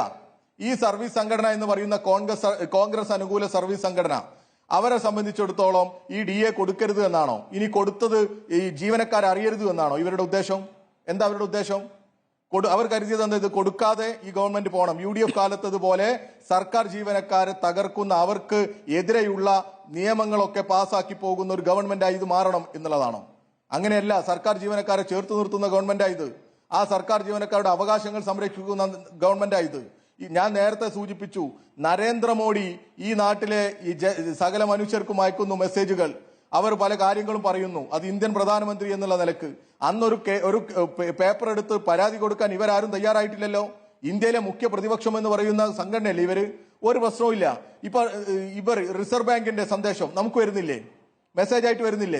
നമ്മൾ അവിടെ കൊടുക്കുന്നത് റിസർവ് ബാങ്കിന്റെ സന്ദേശം അയക്കണം എന്ന് പറഞ്ഞിട്ടാണോ നമ്മൾ ഫോൺ കൊടുക്കുന്നത്? നമ്മുടെ ബാങ്ക്, നമ്മുടെ അക്കൗണ്ടുള്ള ബാങ്കിൽ നമ്മൾ നമ്മുടെ നമ്പർ കൊടുക്കുന്നത് അവരുമായി ബന്ധപ്പെട്ട വിവരങ്ങൾ നമുക്ക് അറിയാൻ വേണ്ടിയിട്ടാണ്. നമ്മളൊരു വ്യാപാര ശൃംഖലയുമായി ബന്ധപ്പെട്ട് അവർക്ക് നമ്പർ കൊടുക്കുന്നുണ്ടെങ്കിൽ അതിന്റെ ബില്ലും പരസ്യവും അടക്കം ഉള്ള കാര്യങ്ങൾ അറിയിക്കും എന്നുള്ളത് തന്നെ വെച്ചിട്ടാണ്. പക്ഷെ സ്പാർക്കിൽ നമ്പർ കൊടുക്കുന്നത് അതിന്റെ OTPയുമായി ബന്ധപ്പെട്ട കാര്യങ്ങളും വ്യക്തിഗത വിവരങ്ങളും എല്ലാം കൊടുക്കുന്നതാണ്. അത് കൈമാറ്റം ചെയ്യപ്പെടില്ല എന്നുള്ളത് ജീവനക്കാരുടെ ഒരു ഉറപ്പാണ്. അത് IT മിഷന് തോന്നുമ്പോൾ IT മിഷൻ എടുക്കാനും, PRDക്ക് തോന്നുമ്പോൾ PRDക്ക് എടുക്കാനും, മുഖ്യമന്ത്രിയുടെ ഓഫീസിന് തോന്നുമ്പോൾ മുഖ്യമന്ത്രിയുടെ ഓഫീസിന് എടുക്കാനും അവർക്ക് തോന്നുന്ന ആവശ്യങ്ങൾക്ക് ഉപയോഗിക്കാനും സാധിക്കുമോ എന്നുള്ളതാണ് എന്റെ ചോദ്യം. 2 ദിവസേ നിങ്ങളുടെ ഈ വാദത്തിനൊക്കെ 2 ദിവസമേ ആയുസുള്ളൂ. അതായത് ഇന്ന് അങ്ങേക്ക് മറുപടിയില്ല. കൃത്യമായി ഗവൺമെന്റ് ഇത് ബോധ്യപ്പെടുത്തിക്കോളും. വെള്ളിയാഴ്ച വരുമല്ലോ. അല്ല, ഈ ചർച്ചയിൽ തന്നെ പറഞ്ഞിട്ടുണ്ട് ശ്രീ വി വസീഫ്, ഇത് സർക്കാരിന് ബോധ്യപ്പെടുത്താൻ കഴിഞ്ഞാൽ കോടതിയിൽ നിന്ന് അനുകൂല വിധി കിട്ടും. എനിക്കിത് നോക്കൂ, എനിക്കിതുമായി ബന്ധപ്പെട്ട അജണ്ടയൊന്നുമില്ല. ഇതിൽ ഡാറ്റ ബ്രീച്ച് ഉണ്ടായിട്ടുണ്ടെന്ന് ഞാൻ വിചാരിക്കുന്നില്ല. പക്ഷെ ആളുകൾക്ക് സംശയമുണ്ടെങ്കിൽ അത് നിവർത്തിക്കേണ്ടതുണ്ട്. ആളുകൾക്ക് പ്രതിഷേധമുണ്ടെങ്കിൽ അതിനെ അഡ്രസ് ചെയ്യേണ്ടതുണ്ട്. ഇത് അവനവന്റെ ഇഷ്ടത്തിന് മാത്രം നടപ്പിലാകുന്ന ഒരു സംവിധാനം എന്ന തരത്തിലുള്ള പ്രിവിലേജ് എടുത്തുകൊണ്ട് ഒരു പാർട്ടിക്കും ഒരു സർക്കാരിനും മുന്നോട്ട് പോകാൻ പാടില്ല എന്ന് ഞാൻ പറഞ്ഞുള്ളൂ. ശരി, ഞാൻ അങ്ങനെയൊക്കെ വരാം.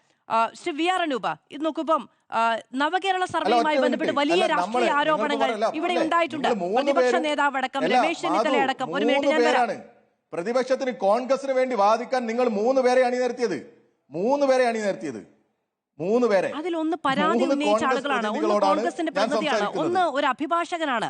ഇതെല്ലാം നിങ്ങൾക്ക് അനുകൂലമായി വരണമെന്ന് നിർബന്ധിക്കാൻ പറ്റുമോ? കോൺഗ്രസ് ആണ്, എന്നാൽ അദ്ദേഹം തിരുത്തിയാ പോരെ? ഒക്കെ കോൺഗ്രസ് ആളുകൾക്ക് ഇങ്ങനെ ചാപ്പകുത്തി കൊടുക്കല്ലേ? പരാതിയായത് VD സതീശനും അല്ലാന്ന് അദ്ദേഹത്തെ കുറിച്ച് അറിയില്ലേ? കോൺഗ്രസും കനകോലവും ഈ VD സതീശനും ഉൾപ്പെടെയുള്ളവരുടെ അതേ കാര്യങ്ങൾ പറയുന്ന ആളാണ് ഇദ്ദേഹം. ഇദ്ദേഹം കോൺഗ്രസ് അനുകൂല സംഘടനയുടെ നേതാവാണ്. അപ്പുറത്തെ നിയമവിദഗ്ധൻ ആരാണ്? ഈ നിയമവിദഗ്ധൻ എന്ന് പറയുന്ന ആളാണ് കോൺഗ്രസിന് വേണ്ടി വാദിക്കുന്ന ആളാണ്. അപ്പൊ ഞാനൊന്ന് പറഞ്ഞോട്ടെ, അവരുടെ വാദം അതൊക്കെ എന്തൊരു തരത്തിലുള്ള വിചാരങ്ങളാണ്?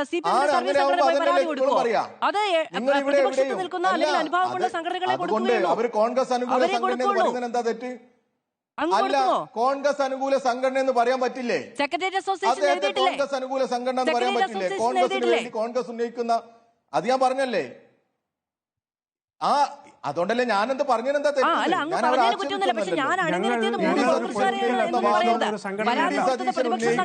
അതുകൊണ്ട് അവരുടെ പ്രതിനിധി, കോൺഗ്രസിന്റെ ഔദ്യോഗിക പ്രതിനിധി, ഒരു നിയമവിദഗ്ധൻ, ഇങ്ങനെയാണ് ഈ പാനൽ സെറ്റ് ചെയ്തിരിക്കുന്നത്. കോൺഗ്രസ് ഉന്നയിക്കുന്ന ഞാൻ ഇടത് സർവീസ് സംഘടനയുടെ പ്രതിനിധിയെ പോയി പിടിച്ചുകൊണ്ട് വരണോ? എനിക്ക് അങ്ങേക്ക് അനുകൂലമായ അജണ്ടയുമില്ല, അദ്ദേഹത്തിന് അനുകൂലമായ അജണ്ടയുമില്ല.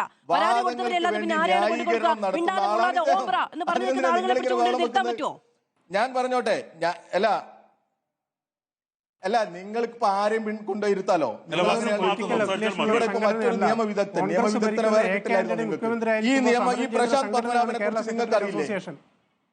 പ്രശാന്ത് പത്മനാഭനെ എനിക്ക് അഭിഭാഷകൻ എന്നേ അറിയൂ. അല്ല, അത് നിങ്ങൾ സമരം ചെയ്യേണ്ടി വരും. കാരണം ജീവനക്കാർക്ക് UDFൽ ജീവനക്കാരെ സംബന്ധിച്ചിടത്തോളം അത് ഏത് ജീവനക്കാരായാലും UDFന് അംഗീകരിക്കാൻ കഴിയില്ല. കാരണം എന്താ? ആന്റണി ആയാലും ഉമ്മൻചാണ്ടി ആയാലും സർക്കാർ സംവിധാനങ്ങളെ, നിയമനങ്ങളെ, ഈ സർക്കാർ ജീവനക്കാരെ ഒക്കെ തകർക്കുന്ന നിലപാട് കോൺട്രിബ്യൂട്ടറി പെൻഷൻ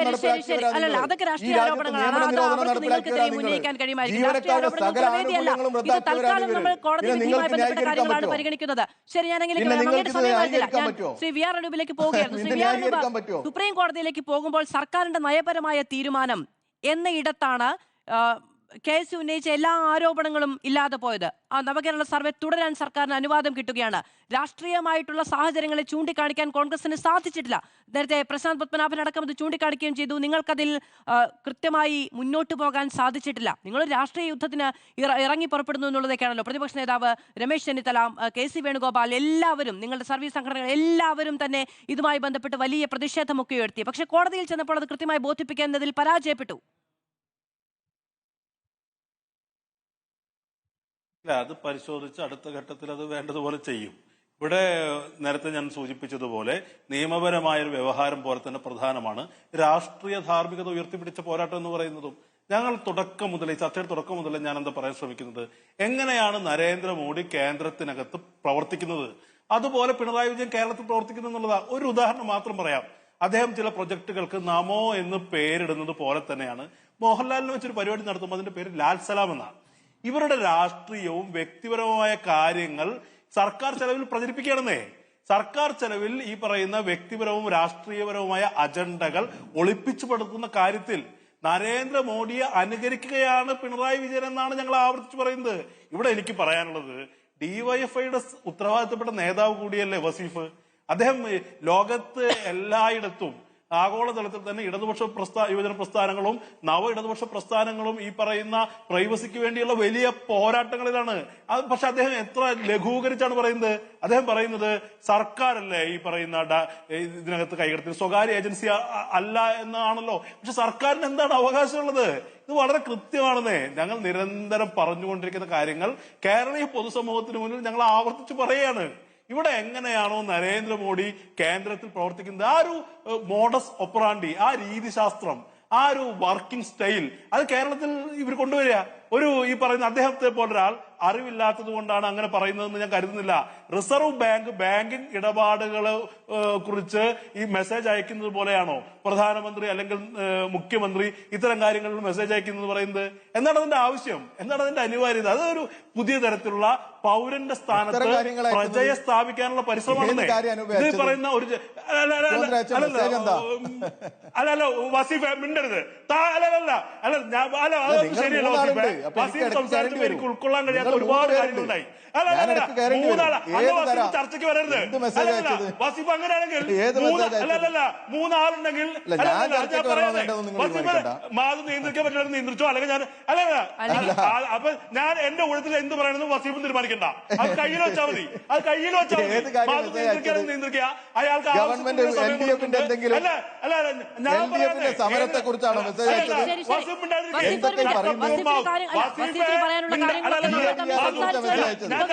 അവസരമാണ് അങ്ങ് ആദ്യഘട്ടത്തിൽ രണ്ടാമത്തെ ഘട്ടത്തിൽ ജനാധിപത്യമല്ല. പക്ഷെ ശ്രീ വി ആർ പറയുന്നതിന് മര്യാദയും മാന്യതയും ഉണ്ട് കേട്ടോ. അങ്ങ് ഭീഷണിയുടെ സ്വരത്തിലൊന്നും പറയല്ലേ. ഒരു ചർച്ചയാണ്, ശരി, അവനവന്റെ ഊഴമാണ്, അവനവനാണ് സംസാരിക്കേണ്ടത്. ഞാൻ ഇടപെടാം. അങ്ങയുടെ ഊഴമല്ല, അങ്ങയുടെ സമയമല്ല. ശ്രീ വി ആർ അനൂപ് തുടരൂ. ശരിയല്ല. ഒരു ചർച്ചക്കിടയിൽ നിരന്തരം വസീഫ് പറയുന്ന ഓരോ അല്ല ശരിയല്ല വസീഫെ. ഈ ചർച്ചക്കിടയിൽ വസീഫ് പറയുന്ന പച്ചക്കള്ളങ്ങളിൽ ഇടപെടാൻ എനിക്ക് അറിയാത്തതുകൊണ്ടല്ല. ഈ കൈക്കടുത്തൊന്നും കാണിക്കണ്ട, അത് നടക്കില്ലെന്നേ. വസീഫ് ഒറ്റയ്ക്ക് ലെക്ചറിംഗ് ക്ലാസ് ഡിവൈഎഫ്ഐയുടെ കമ്മിറ്റി യോഗത്തിൽ പറയണം. ഒരു ചർച്ചയിൽ ഞാൻ സംസാരിക്കുന്നുണ്ടെങ്കിൽ ഞാൻ സംസാരിച്ചത് കേട്ടതിന് ശേഷം അല്ല ഞാൻ പോയിന്റിലേക്ക് വരുന്നത് 2 പ്രാവശ്യം ആവർത്തിക്കുമ്പോ എന്റെ എത്ര സമയം അദ്ദേഹം അപഹരിച്ചു. അപ്പൊ എനിക്ക് പറയാതിരിക്കാൻ പറ്റില്ല. ഞാനൊരു കാര്യം പറയാം. ഇവിടെ വളരെ കൃത്യമാണ് നിങ്ങളുടെ നിലപാട്. കേന്ദ്രത്തിൽ എങ്ങനെയാണോ പ്രധാനമന്ത്രി പ്രവർത്തിക്കുന്നത്, നരേന്ദ്രമോദിയുടെ മിനിയേച്ചർ പതിപ്പായി പ്രജകൾക്ക് ആനുകൂല്യം കൊടുക്കുന്ന, ഇതൊക്കെ എന്റെ വീട്ടിൽ നിന്നാണ് കൊടുക്കുന്നത്, ഇതൊക്കെ എന്റെ പാർട്ടി കമ്മിറ്റിയിൽ നിന്ന് കൊടുക്കുന്നത് എന്ന ഭാവത്തിൽ എങ്ങനെയാണോ നരേന്ദ്രമോദി പറയുന്നത് അതേ രൂപത്തിലാണ് കേരളത്തിൽ പിണറായി വിജയൻ പ്രവർത്തിക്കുന്നതെന്ന്.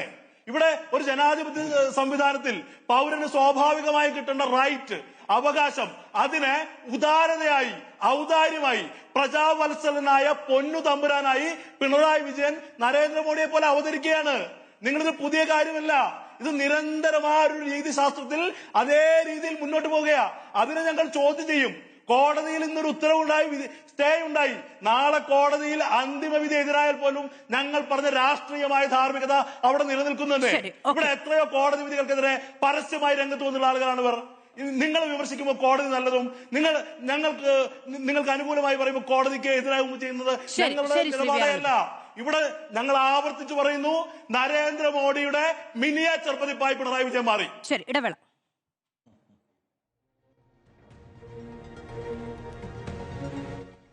പോകാം, അവരെന്ന് പറയുന്നത് സർക്കാരാണ്. പക്ഷെ ഇത് പാർട്ടി പ്രവർത്തകൻ, പാർട്ടി സെക്രട്ടറിയാണ് പറയുന്നത് പോകൂ, സർക്കാരിന്റെ കാര്യങ്ങളെ പറ്റി ബോധിപ്പിക്കൂ എന്ന നിലയ്ക്ക് പാർട്ടി വോളണ്ടിയേഴ്സ് ആണ് പോകുന്നത് എന്നുള്ളത്. പക്ഷേ ഈ കാര്യങ്ങൾ കോടതിയെ ബോധിപ്പിക്കാൻ ശ്രമിക്കുന്നുണ്ട്, ബോധ്യപ്പെടുന്നില്ല എന്നുള്ളതാണ്. അതിനപ്പുറത്തേക്ക് സർക്കാരിന്റെ നയപരമായ തീരുമാനം എന്നൊരൊറ്റ കാര്യത്തിനാണ് കോടതി ഇന്ന് കൂടുതൽ വെയിറ്റേജ് കൊടുത്തത്.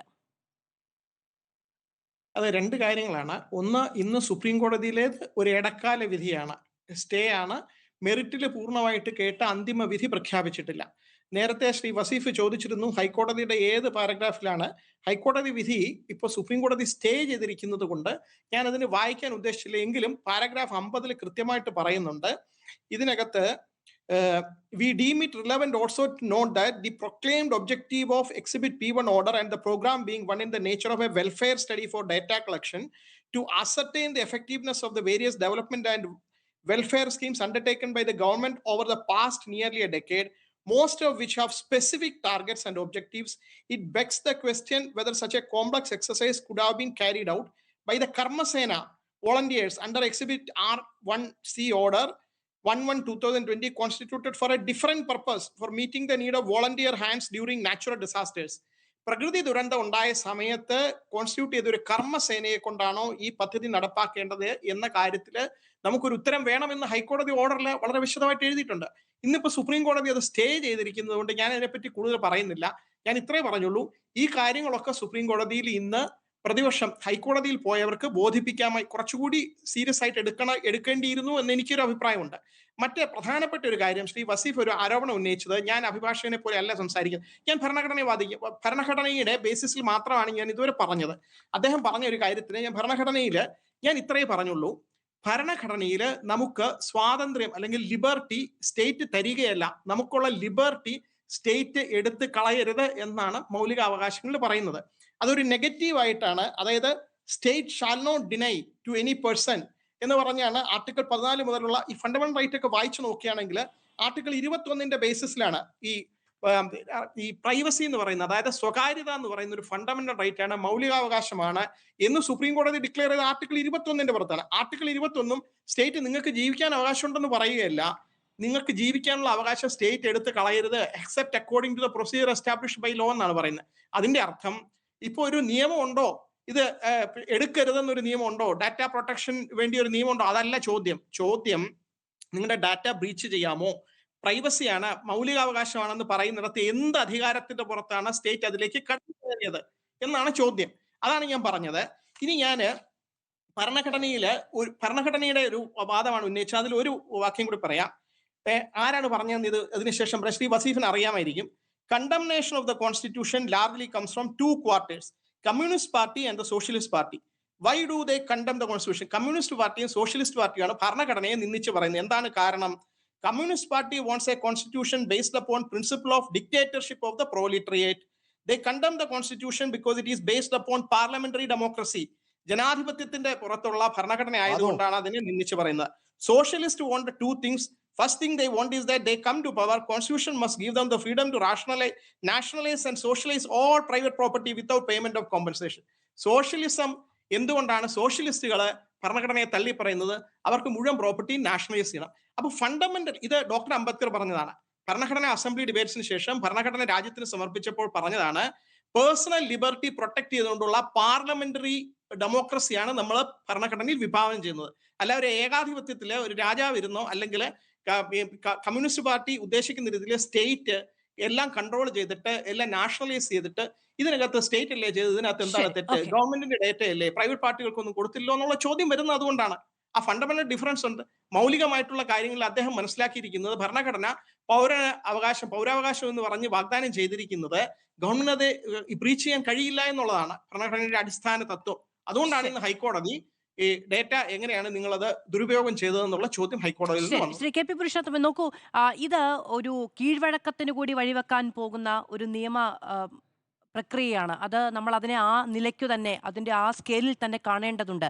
ഇനി നാളെ മുതൽ ഈ ഒരു വിധിയെ അടിസ്ഥാനപ്പെടുത്തി തന്നെ ആയിരിക്കും മറ്റ് കീഴ്വഴക്കങ്ങൾ ഉണ്ടാവുക, സ്റ്റേറ്റ് എങ്ങനെയാണ് ഈ ഡാറ്റയെ ഉപയോഗിക്കുക തുടങ്ങിയ കാര്യങ്ങളിൽ തീരുമാനമുണ്ടാവുക. ഇത് ഒരു സംഘടനാ സംവിധാനം ഉപയോഗിച്ച്, സമ്മർദ്ദ ശക്തി എന്ന് ഉപയോഗിച്ച് നിയന്ത്രിക്കാൻ കഴിയുന്നതിനപ്പുറത്തേക്ക് വലിയ മാനങ്ങളുള്ള ഒരു നിയമപ്രക്രിയയാണ്. ഒരു സർക്കാരിൻ്റെ നടപടിയുടെ ഏറ്റവും പരമപ്രധാനമായ ഒരു തത്വം എന്ന് പറയുന്നത് സുതാര്യതയാണ്. നമ്മൾ ആവശ്യപ്പെടുന്നത് നമ്മുടെ വ്യക്തിഗത വിവരങ്ങൾ ഉൾക്കൊള്ള സ്പാർക്കിലേക്ക് ആക്സസ് ചെയ്തത് ആരാണ്, ഏത് ഏജൻസിയാണ്, അത് വിശദീകരിക്കാനുള്ള ബാധ്യത ഈ സർക്കാരിനുണ്ട്. നമ്മുടെ വ്യക്തിഗത വിവരങ്ങളാണ് ചോർന്നു പോയിരിക്കുന്നത്. എനിക്ക് ബലമായ സംശയം വസീഫ് പറയുന്നത് പോലെയല്ല, ഇതൊരു സ്വകാര്യ ഏജൻസി ഇതിൽ ഉൾപ്പെട്ടിട്ടുണ്ടോ എന്ന് എനിക്ക് ബലമായ സംശയമുണ്ട്. അതിന് കാരണം ഈ മാസം 11-ാം തീയതി സർക്കാർ ഒരു ഉത്തരവ് പുറപ്പെടുവിച്ചിട്ടുണ്ട്. അതായത് IT ഇനീഷ്യേറ്റീവ്സ് പ്രചരിപ്പിക്കുന്നതിന് വേണ്ടി IT മിഷൻ പോലെയുള്ള സർക്കാർ വകുപ്പുകൾക്ക് സ്വകാര്യ ഏജൻസിയെ ആശ്രയിക്കാം.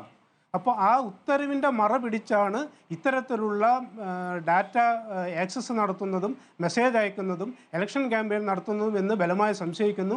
അത്തരത്തിൽ ഒരു ഇത് സംബന്ധിച്ച് ഗവൺമെൻറ്റാണ് വിശദീകരിക്കേണ്ടത്. ഗവൺമെൻറ്റിൻ്റെ ഈ പ്രവൃത്തി സുതാര്യമാണോ, ഏത് ഏജൻസിയാണ് ഇത്? പലരും പല രീതിയിലാണ് പറയുന്നത്. വസീഫ് തന്നെ പറയുന്നത്, ആദ്യം പറഞ്ഞത് PRD എന്നാണ്, രണ്ടാമത് പറയുന്നത് IT മിഷൻ എന്നാണ്. അപ്പോൾ ഇതിലൊരു സുതാര്യതയില്ല. അത് സർക്കാരിൻ്റെ ബാധ്യതയാണ്. ഇതാരാണ് നമ്മുടെ ഈ വ്യക്തിഗത വിവരങ്ങൾ ആക്സസ് ചെയ്ത് എന്ന് വ്യക്തമാക്കാനുള്ള ബാധ്യത സർക്കാരിനുണ്ട്. ശരി, വസീഫ്, അത് സർക്കാർ വ്യക്തമാക്കുമോ? മാധു, ഇവിടെ ഇപ്പോൾ നമ്മുടെ കോൺഗ്രസിന് വേണ്ടി വാദിക്കുന്ന പ്രശാന്ത് പത്മനാഭൻ എന്ന് പറയുന്ന വക്കീലുണ്ടല്ലോ, അദ്ദേഹം പറഞ്ഞ പാരഗ്രാഫിലല്ലാതെ അദ്ദേഹത്തോട് ആ പേജ് 24 പാരഗ്രാഫ് 27 കോടതി പറഞ്ഞതൊന്ന് ഉദ്ധരിക്കുന്നത് നന്നാവും. അത് ഞാൻ ജനങ്ങൾക്ക് വേണ്ടി, കാരണം അദ്ദേഹത്തോട് പറഞ്ഞിട്ട് കാര്യമില്ല, വൺ സൈഡ് ആണല്ലോ. എങ്ങനെ കമ്മ്യൂണിസത്തെ കുറിച്ച് പറയാനാണ് അദ്ദേഹം സമയം കണ്ടെത്തുന്നത്? ഒരു ക്ഷേമരാഷ്ട്രത്തിൽ ക്ഷേമ പ്രവർത്തനങ്ങൾ ഏറ്റെടുക്കാനും ജനങ്ങളിലേക്ക് എത്തിച്ചേരാനുമുള്ള പരിപാടികൾ ആവിഷ്കരിക്കാനും കൈകൊണ്ട ക്ഷേമ നടപടികളെക്കുറിച്ച് പൗരന്മാരുടെ പ്രതികരണങ്ങൾ ശേഖരിക്കാനും സർക്കാരിന് നിസ്സംശയമായും അധികാരമുണ്ട്. അത്തരം അധികാര വിനിയോഗത്തിൽ ആർക്കും തെറ്റ് കണ്ടെത്താനാകില്ല. ബജറ്റ് വിഹിതത്തെ സംബന്ധിച്ചുള്ള റൂൾസ് ഓഫ് ബിസിനസ് പരിശോധിച്ചാൽ ഇൻഫർമേഷൻ ആൻഡ് പബ്ലിസിറ്റി പ്രകാരം ഗവൺമെന്റിന് സബ് മേജർ മൈനർ ഹെഡുകളായ സ്പെഷ്യൽ പബ്ലിക് റിലേഷൻ ക്യാമ്പയിൻ എന്നതിന് കീഴിൽ ഏകദേശം 4.60 കോടി രൂപ ചെലവഴിക്കാൻ അർഹതയുണ്ട്. അത്രയേ ഉള്ളൂ. അതിലുള്ളത് ഒരു കാര്യം എന്താ പ്രശ്നം? ഞാൻ നേരത്തെ പറഞ്ഞ പ്ലാനിംഗ് ആൻഡ് എക്കണോമിക് അഫയേഴ്സിലാണ് ബാക്കി പണം. അവര് ചെയ്യട്ടെ. ആ രീതിയിലുള്ള സാങ്കേതികത്വം മാത്രമേ ആ രീതിയിലുള്ള കാര്യമേ ഇവിടെ പറഞ്ഞിട്ടുള്ളൂ. അല്ലാതെ ഇവർ പറയുന്നത് പോലെയൊന്നുമില്ല. പിന്നെ ഈ കോൺഗ്രസ് കോൺഗ്രസ്സുകാർ ഇപ്പോൾ കേരളത്തിൽ ചെയ്യുന്നത് വലിയ വർത്തമാനം. ഞാനൊന്ന് പറഞ്ഞോട്ടെ മാധു. അല്ല, ഹൈക്കോടതിയിൽ നിന്ന് സാങ്കേതികത്വം ചൂണ്ടിക്കാണിച്ചാണ് വിധി അനുകൂലമാകാതിരുന്നത്. അതുകൊണ്ടാണല്ലോ മേൽക്കോടതിയിൽ പോയത്, അതുകൊണ്ടാണല്ലോ സ്റ്റേ കിട്ടിയത്. പല കാരണങ്ങളും ഉണ്ടാവില്ല. ഓരോ കോടതി ഓരോ സാങ്കേതികത്വം ഇല്ലേ, അതിനനുസരിച്ചല്ലേ പോയത്. പിന്നെ ഒറ്റ കാര്യം ഒറ്റ കാര്യം പറയട്ടെ മാധു, ഒന്ന് ഞാൻ പറഞ്ഞോട്ടെ. വയനാട് ഫണ്ട് എവിടെ പോയി എന്ന് ചോദിച്ചപ്പോ ഞങ്ങളിൽ പണമില്ലെന്നും ഞങ്ങൾക്ക് വീടുണ്ടാക്കാൻ പണമില്ലെന്നും ഭരിക്കുന്ന പാർട്ടിയല്ലെന്നും ഒക്കെ പറഞ്ഞു നടക്കുന്നവർ PR കമ്പനികൾക്ക് കോടികൾ കൊടുക്കുക. എന്നാൽ പിരിച്ച പണം എടുത്തിട്ടാണോ ഇത് കൊടുത്തത് എന്നുള്ള സംശയം ജനങ്ങൾ ചോദിക്കുക. അപ്പോൾ ഇവർ ഗവൺമെന്റ് ഒരു ചെറിയ പണം ഉപയോഗിച്ച് ഈ ഒരു PR ഈ രീതിയിൽ കാര്യങ്ങൾ നടക്കുന്നത് DYFI ഒന്നും ഒരു രക്തസാക്ഷിയെ കൊണ്ട് എവിടെയും വിളിച്ചിട്ടില്ല. നിങ്ങളുടെ മധുലാജിയാണ് നിങ്ങൾ തമ്മിൽ തല്ലിടാൻ വയനാട് ഫണ്ട് കുട്ടടിച്ചവരാ നിങ്ങൾ.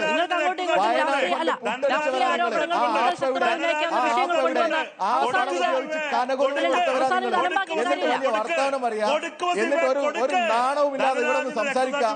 നിങ്ങളുടെ KC വേണുഗോപാല പറഞ്ഞത് ഭരണമില്ലാത്തോണ്ട് പണമില്ല, ഭരണമില്ലാത്തോണ്ട് പണമില്ല, അതുകൊണ്ടാണ് ഞങ്ങൾ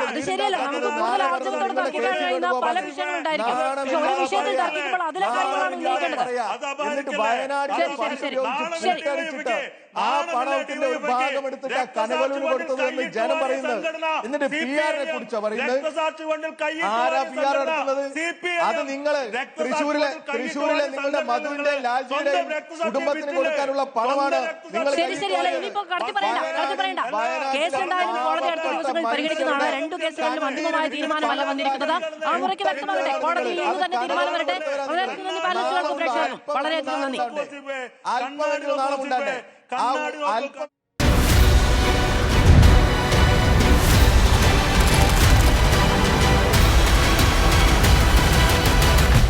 Debate with Madhu Saji.